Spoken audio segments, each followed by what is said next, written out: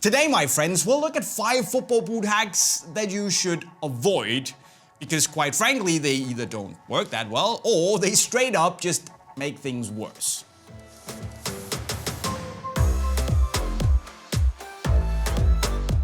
Did you know that wrapping your foot in bubble wrap would make your touch better?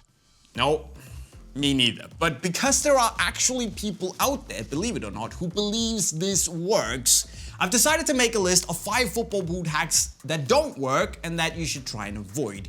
Because yes, while there are many awesome and really useful football boot hacks out there, the ones I'm going to talk about today are not going to make that list.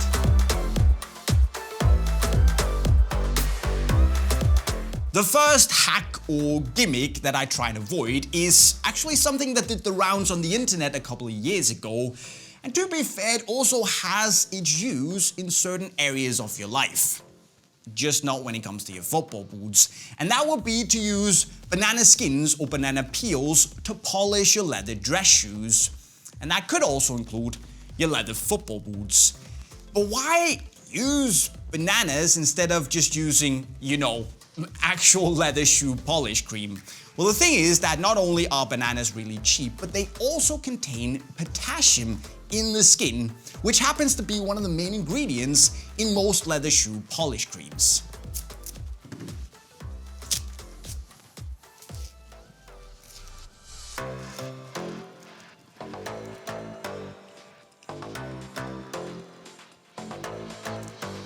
Now, admittedly, banana skins are great if you just want to make your boots shine and polish them. But the problem is the banana skins won't go in and strengthen the leather fibers or make the leather more waterproof like you would see classic leather care products such as the leather dubbin or the leather food from Select Hair or the actual dedicated leather football boot cream from Zuno is going to do. So yes, you can use banana skins and they will make your boots look shiny and great on the surface.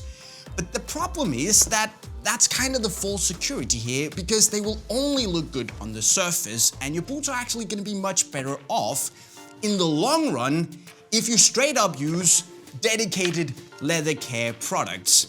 And since you've gone through the trouble already to actually care for your leather boots, you might as well do it right with products that are actually made for it.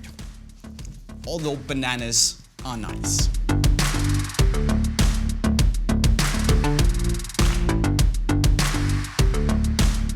Secondly, Instagram and YouTube were flooded with images and videos of Philippe Coutinho with a big fat hole in the heel of his boots in 2017. And it was actually also done by a guy with the awesome name Mirko Valdifiori in 2018. Now, naturally, you'd assume that the guys had cut the hole in their heels because they'd had some nasty blisters or some sort of heel injury. But my friend Josh from the SR4U channel also theorized in Coutinho maybe having Hackland's deformity, which is basically a heel issue where you have a little bump and some liquid in there that causes you a lot of pain when there's pressure on it. Of course, if you want to know more about what Hackland's deformity is and why it sucks, I'll leave the link to Josh's video in the comments. You can go and watch it after you watch this video. Okay, so I have a blister. Should I just go cut a big fat hole in the heel of my boots then? No, you shouldn't. But why not, Jay? It works for Coutinho, right? Well, the thing is that in a football boot, you get a lot of hold and structure and stability coming from the heel construction. So if you cut a hole in it, you're gonna lose out on a lot of the general fit and basically a lot of the performance in the football boot itself because the heel is very important to that. And instead, you're just gonna be stuck with a boot that might not feel as good once the blister's gone and basically be really loose and flappy in the heel, and that sucks. Instead, if you have a boot that doesn't fit you well, go out and find another pair that does. Because you don't have to wear a Mercurial. You're not under contract like Philippe Coutinho is. So if you don't like the fit of the boot, get another one that actually fits you well. Plus, by cutting a hole in your boot, you lose your warranty, so if it breaks for any unrelated reason, you're gonna be stuck with a boot with a big fat hole in it, and it sucks. Don't do it.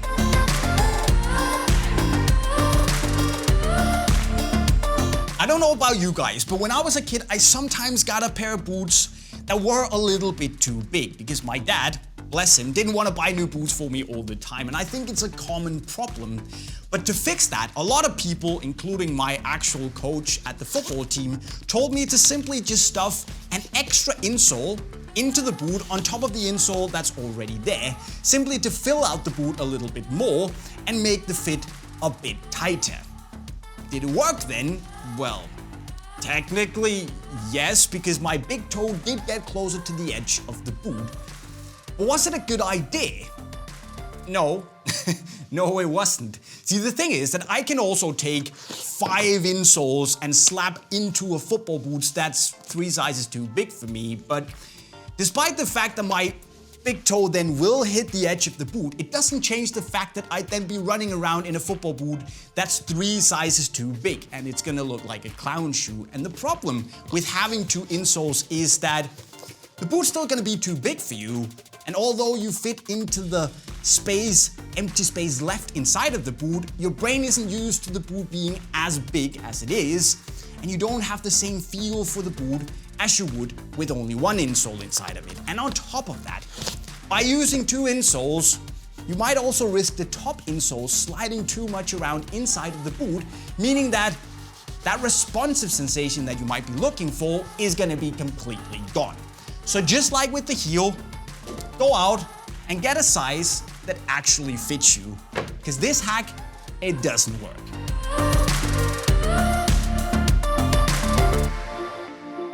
And speaking of that, should you take the laces out of your football boots to create a cheaper, homemade laceless boot instead? No, you shouldn't do that either, guys. And I realize it's probably one of the oldest and most used football boot hacks that you shouldn't do, but I know it's cheap and it's convenient, easier to buy than an actual laceless boot, but the laces, guys, are there for a reason.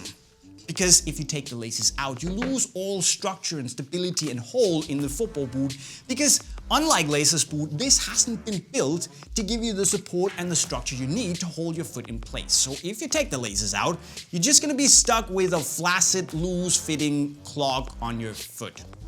Can it be done and worn in a match? Yeah, yes it can. Is it a good idea? Well, no it isn't. And if you want to know more on the whole laceless versus laces discussion, I've actually made a video on it that you can check out in the pop-up right up there.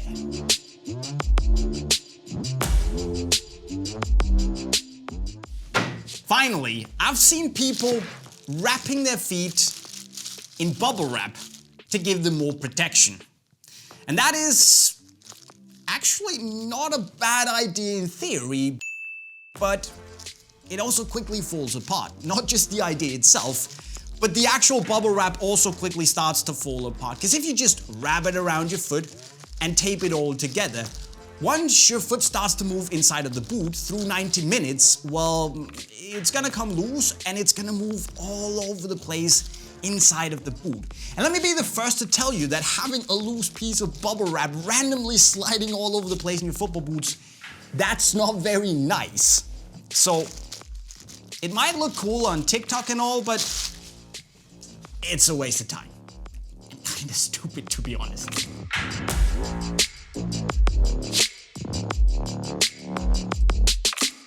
So there you go, my friends. 5 football boot hacks or gimmicks that you might have heard of and might think sounds pretty reasonable, but that you should probably avoid doing because,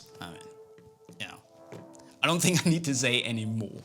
But guys, do you have any other slightly creative boot hacks that we should take a look at one day? Let us know in the comment section right down below. And then of course, don't forget that if you need a football boot that actually fits, well, you can go and buy everything you need on unisportstore.com in the link right over there. Also, don't forget to go subscribe to the channel with the notifications on. And if you want to learn some wicked football skills, you can click the playlist right down there and keep watching. With that said, guys, I'll be signing off. Cheerio.